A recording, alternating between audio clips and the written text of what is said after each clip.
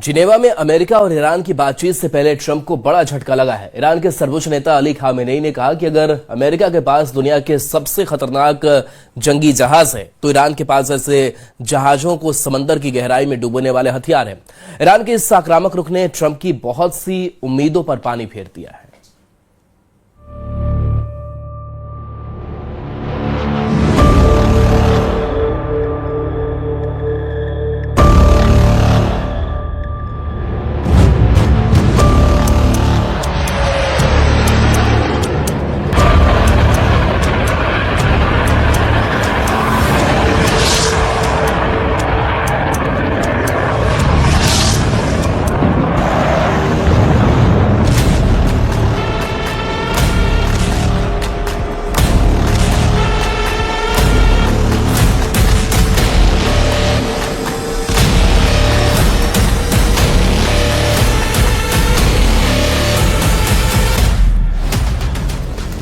Switzerland में Oman के राजदूत के घर के बाहर सख्त पहरा है। अमेरिका इस 4 दीवारी का सीक्रेट आउट नहीं होने देना चाहता है। वजह यह है कि ट्रंप ईरान से एटमी डील फाइनल होने से पहले बहुत ज्यादा भड़क गए हैं।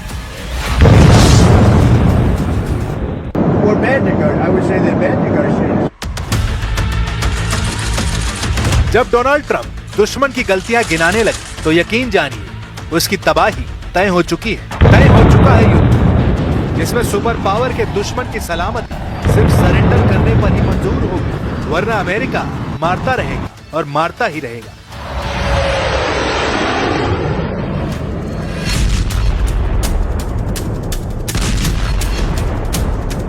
तब तक मारेगा जब तक कई नस्लें ना तबाह हो जाए। अमेरिका को मुल्कों को बर्बाद करने का अच्छा खासा अनुभव है।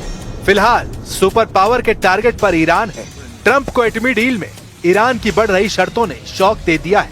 ओमान के बाद जिनेवा में हुई बैठक ज्यादा विस्फोटक ग्राउंड तैयार करने वाली साबित हुई है, क्योंकि ईरान की सुई एक ही जगह पर टिक गई है। ईरान ने ट्रंप का ऑफर ठुकराते हुए सिर्फ परमाणु प्रोग्राम पर डील फाइनल करने का ऐलान किया है, जिसके बदले में ईरान ने अमेरिका के लगाए सारे बैन हटाने की शर्त भी जोड़ रखी है। वहीं ट्रंप चाहते हैं कि ईरान अपने मिसाइल प्रोग्राम और खाड़ी देशों में मौजूद लड़ाका ग्रुप पर भी डील साइन करे। इसके बाद ट्रंप ईरान को राहत देंगे या नहीं, ये वो तय करेंगे।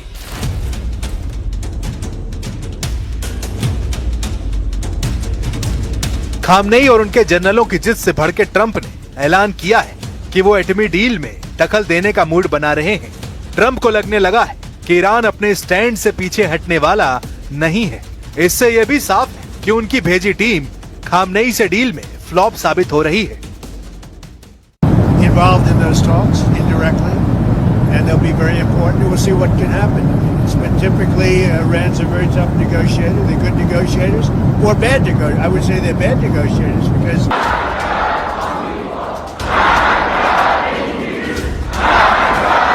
ईरान डील चाहता है, उसे इंकार नहीं, लेकिन डील सुप्रीम लीडर के उसूलों पर होगी, खामनेई के बनाए नियमों पर होगी। ट्रंप के आंख दिखाने, गुर्राने और जंगी बेड़ों से ईरान डरने वाला नहीं है। इजराइल आरोप लगा रहा है कि ईरान का इरादा ट्रंप से डील का नहीं है, इसलिए उस पर वक्त रहते एक्शन लिया जाए। नेतन्याहू का प्लान ईरान के परमाणु पावर को जीरो करने का है। इजराइल चाहता है कि ईरान के एटमी अड्डों पर जितना यूरेनियम संवर्धन किया जा चुका है उसे फौरन कब्जे में लिया जाए।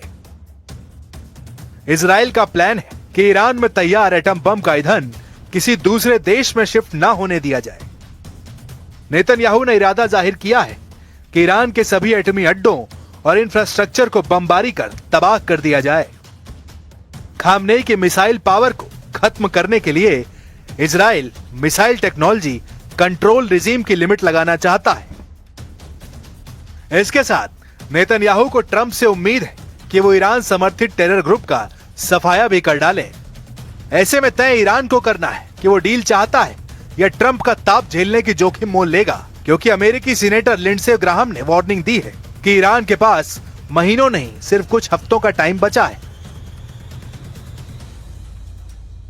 There are 2 lines in the water right now. One's a diplomatic line, trying to find a way to end this regime diplomatically that will advance our national security interest. The other line is the military option. I think President Trump is looking for which line can catch the biggest fish. The bottom line is we're into weeks, not months, in terms of decision making.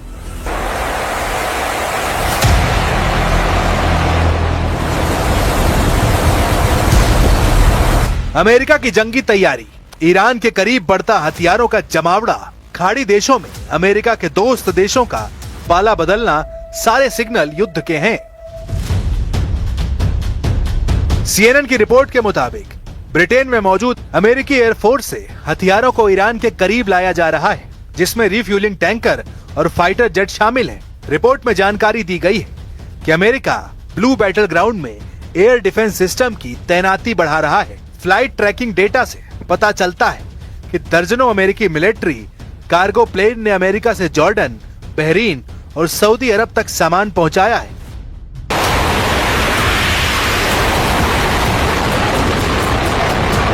हथियारों की कोई कमी नहीं है, जितने चाहिए उतने America तैनात कर देगा, क्योंकि ट्रंप का असली मकसद ईरान में तख्ता पलट है। जैसे वेनेजुएला से निकोलस मादुरो को ट्रंप ने उखाड़ फेंका है, वैसे ही कुछ तेहरान में होने वाला है।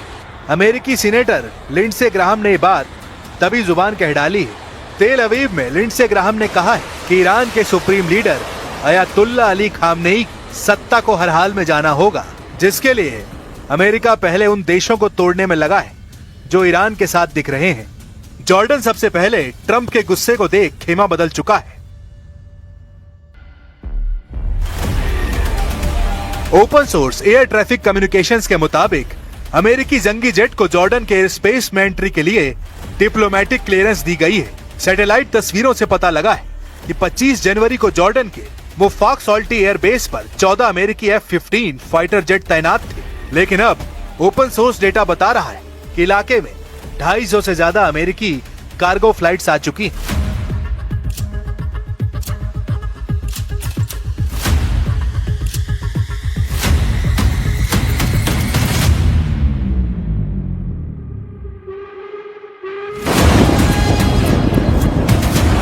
दो कैरियर बैटल ग्रुप, खाड़ी देशों में 20 अड्डों पर युद्ध की तैयारी।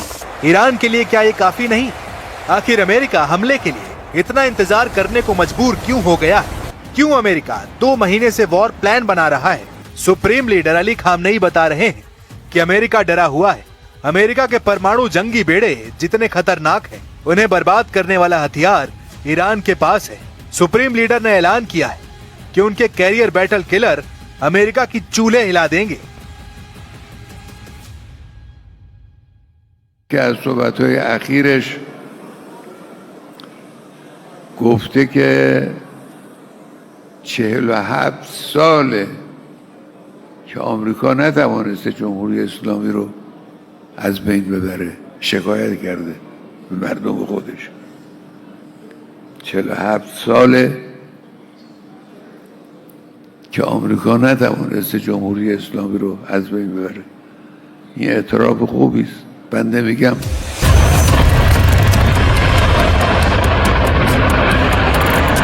ईरान को अमेरिका से पुराना हिसाब चुकाना है। खामनेई ने जनवरी में हुए हिंसक प्रदर्शन का विलेन अमेरिका और इजराइल को बता रखा है।